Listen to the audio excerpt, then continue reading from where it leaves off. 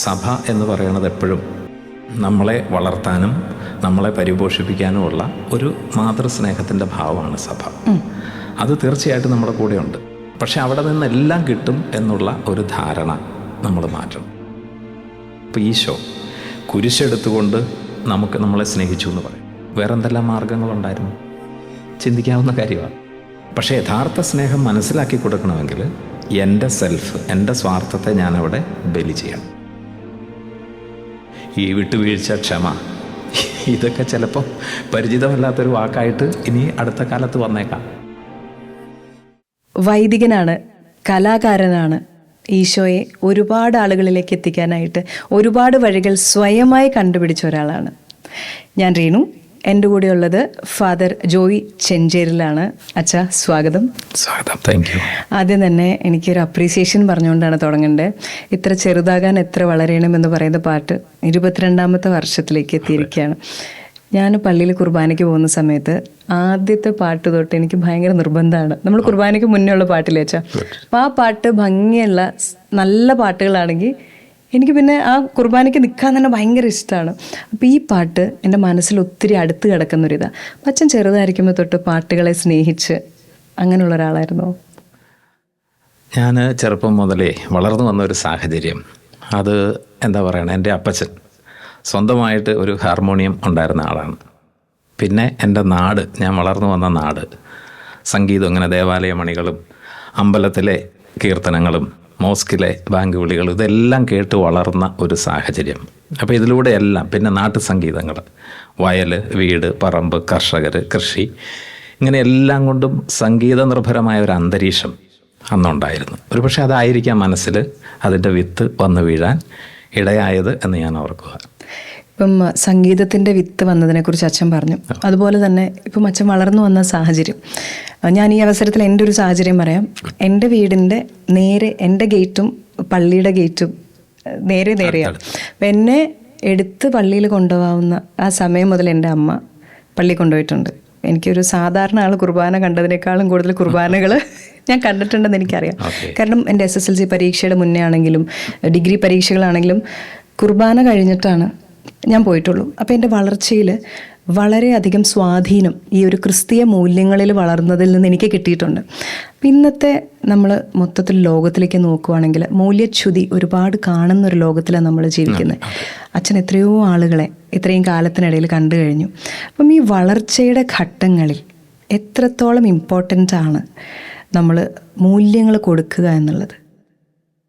വളരെ പ്രധാനപ്പെട്ട ഒരു ചോദ്യമാണത്. കാരണം മൂല്യങ്ങൾ എന്ന് പറയുന്നത് എപ്പോഴും നമുക്കറിയാം ഒരു സംസ്കാരത്തെ, മനുഷ്യ ജീവിതത്തെ ആകമാനം ബാധിക്കുന്ന ഒരു കാര്യമാണല്ലോ. കാരണം അതില്ലെങ്കിൽ ഒരു സമൂഹത്തിന് നിലനിൽപ്പില്ല. അതിൻ്റെ അസ്തിത്വം തന്നെ മൂല്യങ്ങളിൽ അടിത്തറയിട്ട ഒരസ്തിത്വമാണല്ലോ.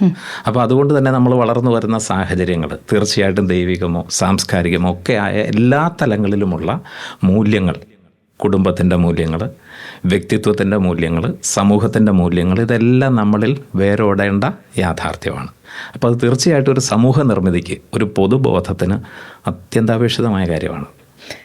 ഈ അച്ഛനിപ്പോൾ സമൂഹത്തിൻ്റെ കാര്യവും കുടുംബത്തിൻ്റെ കാര്യവും പറഞ്ഞപ്പോൾ ഞാനതിനെ രണ്ടായിട്ട് സ്പ്ലിറ്റ് ചെയ്തിട്ട് ചോദിക്കാം. ഇപ്പം കുടുംബങ്ങൾ എന്ന് പറയുന്നത് ശിഥിലമാവുന്ന ഒരു കാലത്താണ് നമ്മൾ ജീവിച്ചുകൊണ്ടിരിക്കുന്നത്. ഇപ്പം നമ്മൾ ഡിവോഴ്സ് കേസുകൾ എടുക്കുകയാണെങ്കിൽ പോലും ഒരുപാട് രണ്ടായി പോകുന്ന കേസുകൾ നമ്മൾ കാണുന്നുണ്ട്. ധാരാളമുണ്ട്. ദൈവം യോജിപ്പിച്ചത് മനുഷ്യൻ വേർപെടുത്താതിരിക്കട്ടെ എന്നും പറഞ്ഞാണ് നമ്മളൊരു ജീവിതത്തിലേക്ക് കടക്കുന്നതെങ്കിലും പലപ്പോഴും കാലം മാറുന്നതനുസരിച്ച് ചിന്താഗതികൾക്ക് മാറ്റം വന്നിട്ടുണ്ട്. അപ്പോൾ എൻ്റെ അമ്മ ജീവിച്ചൊരു സമയത്ത് എൻ്റെ അപ്പൻ എന്ത് ചെയ്താലും ക്ഷമിക്കുക എന്നുള്ളൊരു ആറ്റിറ്റ്യൂഡുള്ള ആ ഒരു തലമുറയാണ് ഞാൻ പറയുന്നത്. അപ്പോൾ അതിൽ നിന്ന് നമ്മൾ മുന്നോട്ട് വന്നു. ഇപ്പം എൻ്റെ ഒരു തലമുറയെക്കുറിച്ച് പറയുകയാണെങ്കിൽ അങ്ങനെ എന്ത് ചെയ്താലും ക്ഷമിച്ച് എന്തിനും നമുക്ക് വിട്ടുകൊടുക്കാൻ പറ്റത്തില്ല എന്നുള്ളൊരു ആറ്റിറ്റ്യൂഡിലാണ്. ഇത് കഴിഞ്ഞു വരുന്ന തലമുറ ഒന്നും ചെയ്യണ്ട, ഞാൻ ക്ഷമിക്കാൻ തയ്യാറല്ല, ഇങ്ങനെ പോയിക്കൊണ്ടിരിക്കുകയാണ്. അപ്പോൾ സഭയിൽ നിന്നുകൊണ്ട് നമുക്ക് ഈ ക്രിസ്തീയ മൂല്യങ്ങൾ കൊടുത്തുകൊണ്ട് ഇത്തരം ബന്ധങ്ങളെ എങ്ങനെയാണ് ഒന്ന് സ്ട്രോങ് ആക്കാനായിട്ട് പറ്റുന്നത്? അതിനെ എങ്ങനെ ഒട്ടിച്ചു നിർത്താൻ പറ്റുന്നത്? നമ്മൾ ഇത്രയേ ഉള്ളൂ. സഭ എന്ന് പറയുന്നത് എപ്പോഴും നമ്മളെ വളർത്താനും നമ്മളെ പരിപോഷിപ്പിക്കാനുമുള്ള ഒരു മാതൃസ്നേഹത്തിൻ്റെ ഭാവമാണ് സഭ. അത് തീർച്ചയായിട്ടും നമ്മുടെ കൂടെയുണ്ട്. പക്ഷെ അവിടെ നിന്നെല്ലാം കിട്ടും എന്നുള്ള ഒരു ധാരണ നമ്മൾ മാറ്റണം. കാരണം നമ്മുടെ കുടുംബ ബന്ധങ്ങൾ അവിടെ ഏതെല്ലാം തരത്തിൽ ഈ സ്നേഹമെന്ന് പറയുന്നത് മനുഷ്യജീവിതത്തിൻ്റെ തന്നെ അടിസ്ഥാന ഘടകം അതാണല്ലോ. പരക്കെ നമ്മെ പാലമൃതൂട്ടുന്ന പാർവണ ശശിബിംബം, അതാണ് സ്നേഹം. യോഹന്നാൻ ഈശോയെ പരിചയപ്പെടുന്നതിനാണ് ദൈവസ്നേഹമാണ്. അപ്പോൾ ഈ ഒരു സ്നേഹത്തിൻ്റെ മൂല്യം അത് സഭ എന്ന് നമ്മൾ പറയുന്ന ഒരു മറുഘടകത്തിൽ നിന്ന് നമുക്ക് കിട്ടേണ്ടതല്ല. അവിടെ നിന്ന് തീർച്ചയായിട്ടും അത് വളരാനുള്ള വളക്കൂറുള്ള ഒരു മണ്ണ് നമുക്ക് ലഭിക്കും. പക്ഷെ അത് നമ്മുടെ കുടുംബത്തിൽ തന്നെ ഉണ്ടാവണം. അതേസമയം കുടുംബം എവിടെയാണ്? അതൊരു സമൂഹത്തിലാണ്, പൊതുസമൂഹത്തിലാണ്. അപ്പോൾ അതിൻ്റെ എല്ലാ ചായ്ച്ചിലുകളും പ്രവണതകളും എല്ലാ രീതിയിലും അതിലേക്ക് ആഞ്ഞു വരുന്നുണ്ട്, പാഞ്ഞു കയറുന്നുമുണ്ട്. അപ്പോൾ അവിടെ ജീവിക്കാൻ വേണ്ടി നമ്മളെ തന്നെ ഒരു സെൽഫ് ട്രെയിനിങ് അത് അത്യന്താപേക്ഷിതമാണ്. അവിടെയാണ് വിശ്വാസം, ദൈവത്തെ കണ്ടുമുട്ടൽ, കുടുംബ ബന്ധങ്ങളിൽ എന്തുമാത്രം സമർപ്പണം. തിരുമ്പുരേണു പറഞ്ഞു ഈ വിട്ടുവീഴ്ച, ക്ഷമ, ഇതൊക്കെ ചിലപ്പം പരിചിതമല്ലാത്തൊരു വാക്കായിട്ട് ഇനി അടുത്ത കാലത്ത് വന്നേക്കാം. പക്ഷേ ഓർമ്മിക്കണം, യഥാർത്ഥ സ്നേഹത്തിൻ്റെ മൂല്യങ്ങൾ തമ്പുരാൻ പകർന്നു തന്നത് സമർപ്പണമാണ്. സഹനങ്ങളില്ലാതെ സ്നേഹമുണ്ടോ കുഞ്ഞേ? അമ്മയെക്കുറിച്ച് പറഞ്ഞില്ലേ? അമ്മയോടൊന്ന് ചോദിച്ചേ, സഹിക്കാതെ എന്നെങ്കിലും രേണുവിനെ സ്നേഹിക്കാൻ സാധിച്ചിട്ടുണ്ടോയെന്ന്? പറ്റത്തില്ല, ആർക്കും പറ്റത്തില്ല. അപ്പം സ്നേഹം എന്ന് പറയുന്നത് അതിൻ്റെ ഒരു മറുപദമായിട്ട് നൽകുന്നതാണ് സഹനം. സഹനം എന്ന് പറഞ്ഞാൽ നമ്മൾ തല്ലും കൊട്ടും എന്നുള്ളതല്ല അർത്ഥം, പക്ഷേ അതിനകത്തൂടെ എടുക്കുന്ന ത്യാഗം. അപ്പോൾ അത് തീർച്ചയായിട്ടും വില കൊടുത്ത് തന്നെയാണ്. ഈ മൂല്യങ്ങൾ എവിടൊക്കെ സമൂഹങ്ങൾ വളർന്നാലും മാറിയാലും ഈ മൂല്യങ്ങൾ എന്നും മൂല്യങ്ങളാണ്. അതിൻ്റെ അപ്പുറത്തേക്ക് നമുക്ക് ചിന്തിക്കാനായിട്ട് എന്താ ഉള്ളത്? അപ്പോൾ അതിലേക്കാണ് നമ്മൾ ഓരോരുത്തരും വളരുന്നതും വികസിക്കേണ്ടതും ഒക്കെ അങ്ങനെയാണ്. സമൂഹം വികസിക്കേണ്ടത് അങ്ങനെയാണ്. ഇപ്പം നമ്മൾ യുദ്ധത്തെക്കുറിച്ച് കേൾക്കുന്നു. അടിസ്ഥാന കാരണം എന്നാ? ശരിക്കും പറഞ്ഞാൽ മനുഷ്യന് സമാധാനത്തിൽ ജീവിക്കാൻ, അല്ലേ? ഇത്രയും നല്ല പ്രപഞ്ചവും ഇത്രയും നല്ല ലോകവും ഇത്രയും സൗകര്യങ്ങളും എല്ലാ രീതിയിലുള്ള വളർച്ചയെല്ലാം തന്നിട്ടും നമ്മൾ സ്വാർത്ഥത്തിലേക്ക് നമ്മൾ കടന്നുകൂടുകയാണ്. അപ്പോൾ അവിടെ ഉണ്ടാകുന്ന പ്രശ്നമാണ് യുദ്ധം എന്ന് പറയുന്നത്. അതുകൊണ്ട് മൂല്യങ്ങൾ എന്ന് പറയുന്നത് തീർച്ചയായിട്ടും കുടുംബ ബന്ധങ്ങളിലും സമൂഹത്തിലും ഒക്കെ ഉണ്ടാവണം. പക്ഷേ സഭ ഏതെല്ലാം രീതിയിൽ അതിനെ സപ്പോർട്ട് ചെയ്യാവോ വളർത്താവോ അതിന് കൂടെ ഉണ്ടാവും, അതിന് യാതൊരു സംശയവും വേണ്ട. അച്ഛനിപ്പോൾ പറഞ്ഞതിൽ നിന്ന് ഞാനൊരു കാര്യം ചോദിക്കട്ടെ. ഇപ്പോൾ സഹനത്തിനെക്കുറിച്ച് നമ്മൾ പറയുന്നുണ്ട്, വിട്ടുകൊടുക്കലുകളെക്കുറിച്ച് പറയുന്നുണ്ട്. ഇപ്പോൾ റീസെൻ്റ്ലി ഞാൻ പരിചയപ്പെട്ട അവർ സെപ്പറേറ്റഡ് ആവുകയാണ്. അപ്പം സ്ത്രീ എൻ്റെ അടുത്ത് പറഞ്ഞൊരു കാര്യമാണ്, ഞാൻ വിട്ടുകൊടുത്ത് ഞാൻ ജീവിക്കുകയാണ്.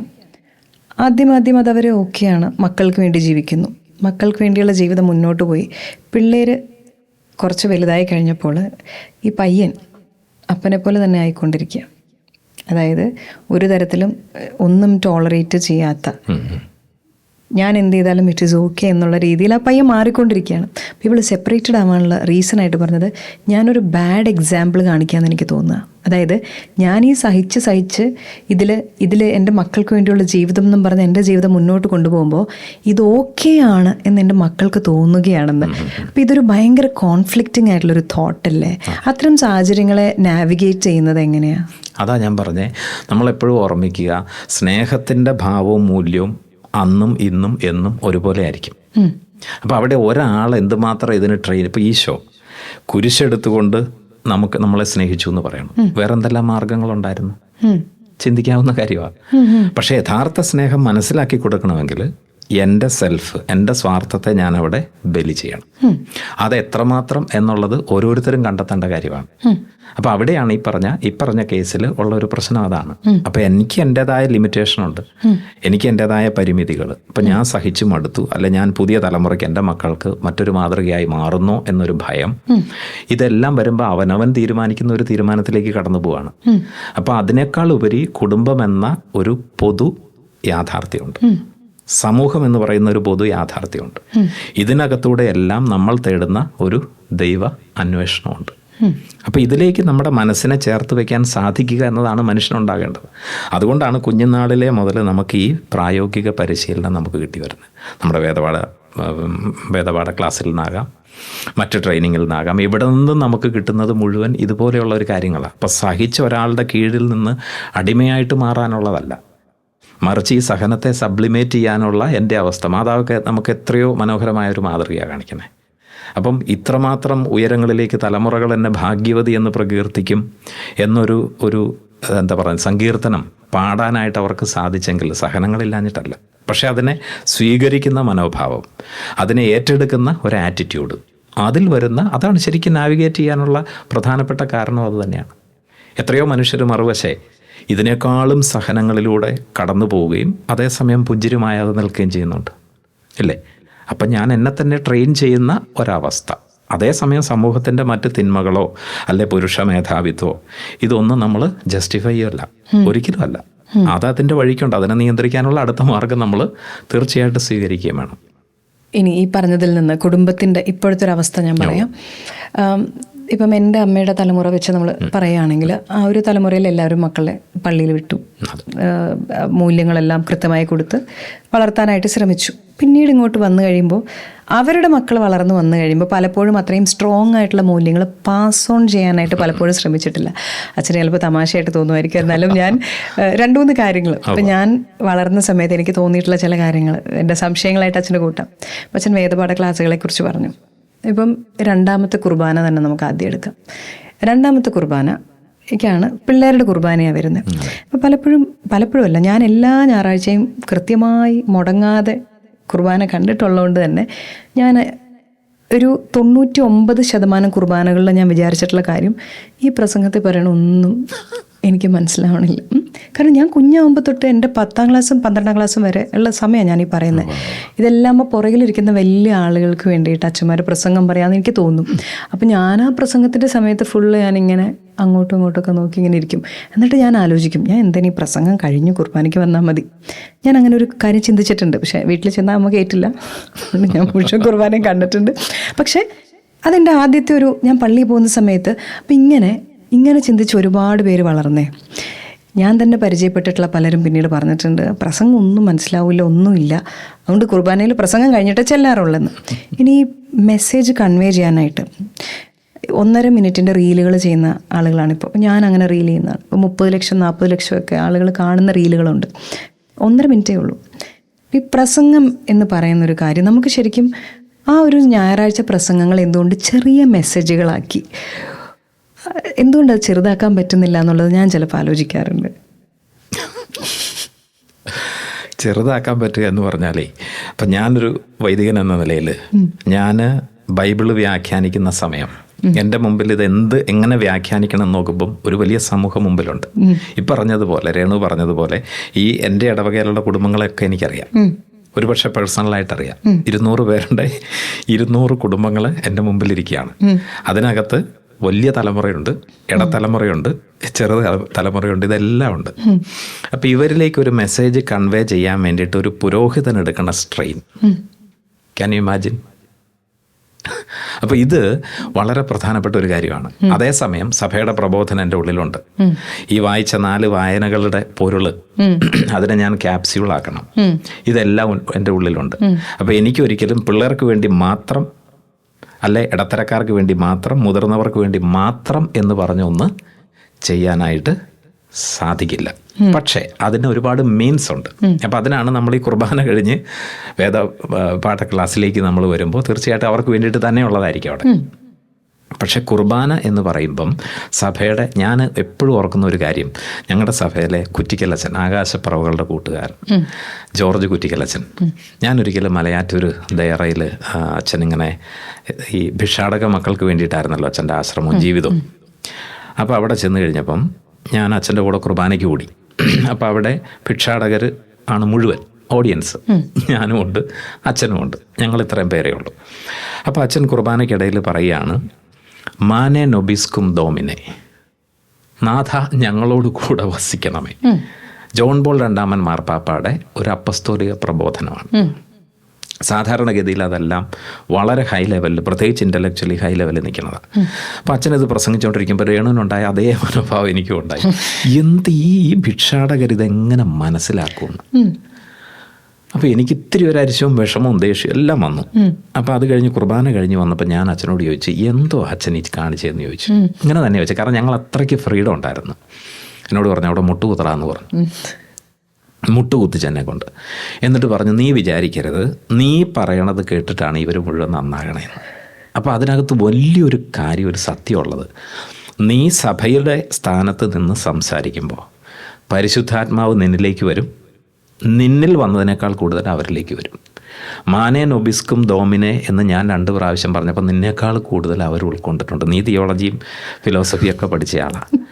ഇത് നമ്മൾ മനസ്സിലാക്കേണ്ട വലിയൊരു യാഥാർത്ഥ്യമാണ്.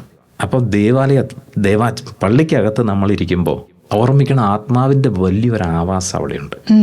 നമ്മളെപ്പോഴും ഒരു പ്രജുഡിസ്ഡ് മൈൻഡോട് കൂടെ നമ്മൾ നിൽക്കുമ്പോൾ നമുക്ക് പലപ്പോഴും തോന്നും, ഇത് ആർക്ക് മനസ്സിലാകാൻ, ഇതെങ്ങനെയാണോ അതിൻ്റെ അപ്പുറത്തേക്ക്. കാരണം കേൾവിയിലൂടെ സുവിശേഷം പരിശുദ്ധ അമ്മയെക്കുറിച്ച് പറയണത് കാതിൽ ഗർഭം ധരിച്ചവളെന്നാണ്.